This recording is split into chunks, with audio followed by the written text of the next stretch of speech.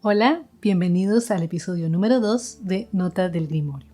Para quienes nos acompañan por primera vez, en este segmento del canal charlamos sobre diferentes preguntas o comentarios que nos hacen en nuestros programas regulares. Yo soy Laura Quijano. Bienvenidos a un nuevo programa aquí en el Grimorio, donde convergen la ciencia, la magia y el misterio.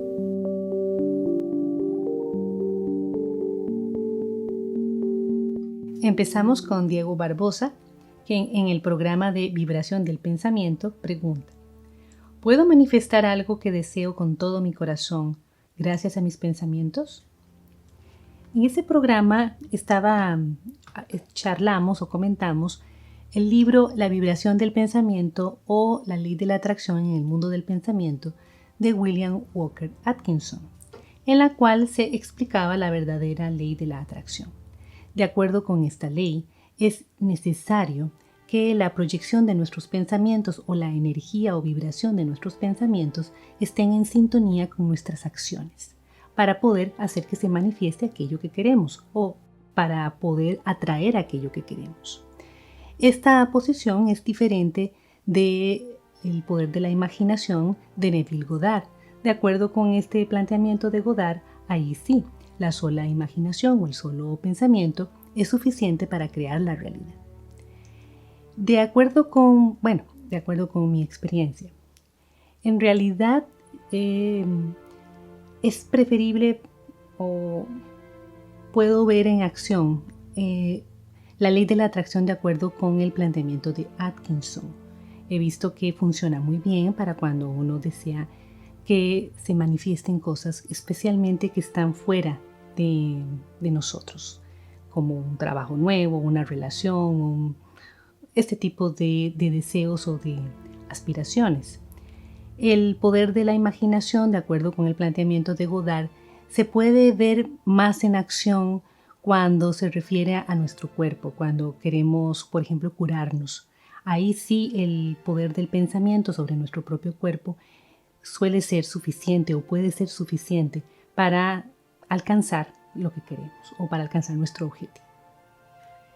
La segunda pregunta la hace Karen Meiway Saz-Rosa en el programa de Gnosticismo, que dice así: una pregunta. Recuerdo que había leído algunos textos que hablan acerca de que Buda también buscaba liberar o despertar esa chispa divina, pero él no era gnóstico. ¿Cómo se le puede denominar entonces? Hay que considerar que los planteamientos de las diferentes doctrinas esotéricas o místicas en general se parecen mucho, tienen varios elementos en común, aunque sean de diferentes zonas geográficas.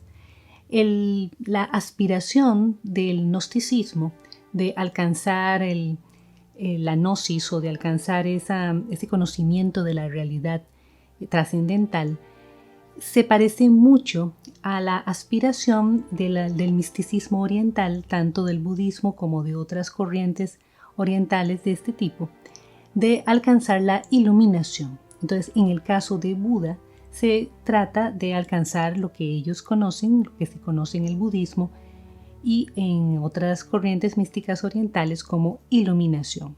Viene a ser una experiencia mística muy similar a la experiencia que buscaban los gnósticos. En el programa de magia celta, Orolleno Dr. Luke dice: transmutación de energías en el sendero de la mano derecha y en el sendero de la mano izquierda. ¿Cuál es la diferencia y cómo se transmuta en ambos lados? El sendero de la mano derecha y el sendero de la mano izquierda tienen que ver con el Tantra, porque el Tantra ha sido dividido tradicionalmente entre un Tantra de la mano derecha y un Tantra de la mano izquierda. El de la mano derecha se refiere al Tantra espiritual o al llamado Tantra espiritual, porque en él la transmutación de las energías de las que se habla en uno de los rituales tántricos se hace en el interior de la persona, del practicante. Él hace todo su proceso de fusión entre el principio masculino y el principio femenino dentro de sí mismo hasta alcanzar la sublimación de la energía sexual, en este caso normalmente, y llegar a su fusión con la conciencia cósmica o la conciencia universal.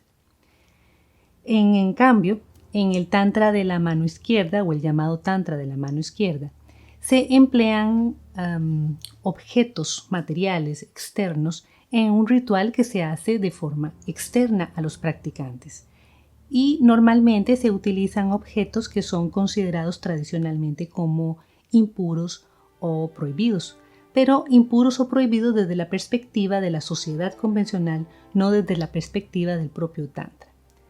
En este caso, la transmutación de las energías se realizan a lo largo del ritual en el que participan las dos personas que hacen la fusión o la unión, y en esa unión logran sublimar la energía sexual para lograr esa fusión con la conciencia universal.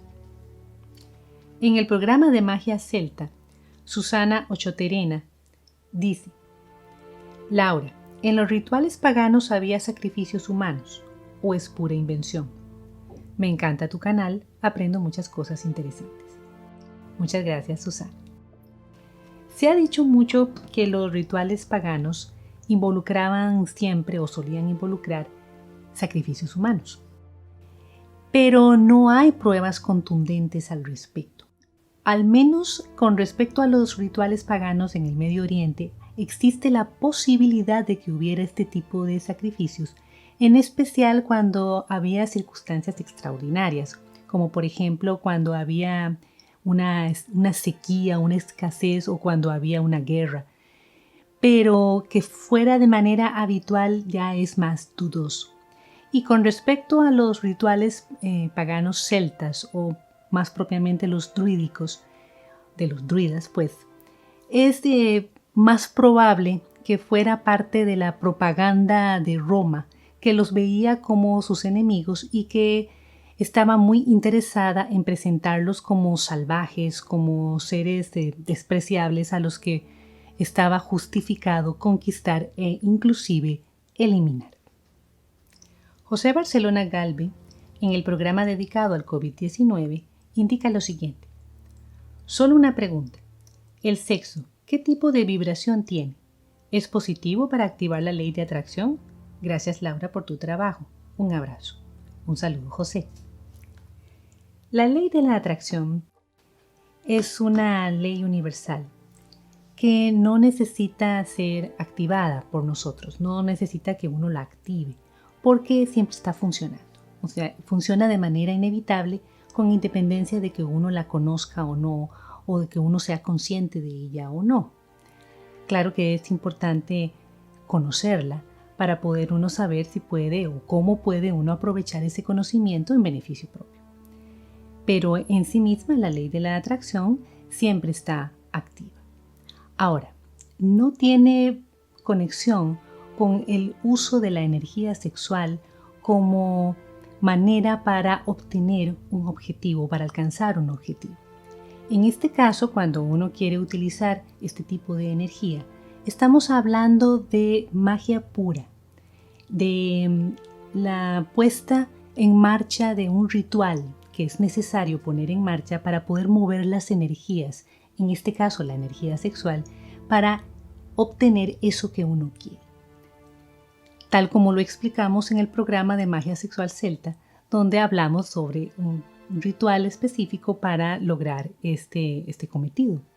Se puede realizar de manera solitaria, en grupo o en parejas. Ahora, cuando hablamos de vibración, de la vibración de la sexualidad, aquí estamos hablando de algo diferente, porque la energía sexual, como energía que es neutra. La vibración en realidad depende mucho de la emoción que nosotros tengamos en el momento en que ejecutamos el acto sexual y también el nivel de conciencia con el que lo estamos realizando. Eso determina el tipo de vibración que estamos generando, que estamos proyectando con nuestra actividad. Jafet 4K, en el programa Hablemos de Ocultismo, dice lo siguiente: el romanismo no es cristianismo, Esta observación ha sido también dicha o ha sido postulada en otros programas en los que se insiste que el catolicismo no es cristiano o que el catolicismo o romanismo no es cristianismo. Esto se debe a una diferencia de opinión que proviene desde el tiempo del cisma, cuando Lutero puso las 95 tesis en la puerta de su iglesia y declaró que se separaba de la Iglesia de Roma, porque la acusaba de no ser cristiana. Pero era una diferencia de tipo político y también una diferencia de tipo doctrinario, una diferente interpretación de las Sagradas Escrituras en las que se basaban todos ellos, tanto la iglesia que protestaba, o los protestantes, como la iglesia católica. Pero cristiano, en realidad, es todo aquel que sigue la doctrina de Cristo, y entendemos Cristo como referido a Jesús de Nazaret. Y esta doctrina abarca a muchos grupos que han seguido sus tesis, que han seguido sus planteamientos desde el comienzo de nuestra era. Entonces, dado que la Iglesia Católica sigue sosteniéndose sobre los textos sagrados que fueron adoptados también por los propios protestantes, estos son textos en los que se habla de Cristo y se habla de sus ideas y de sus planteamientos y de su religión. Entonces sí se puede afirmar que la Iglesia Católica sigue siendo cristiana. Bien, muchas gracias por haberme acompañado. Ha sido un placer estar con ustedes hoy y nos vemos en el siguiente programa.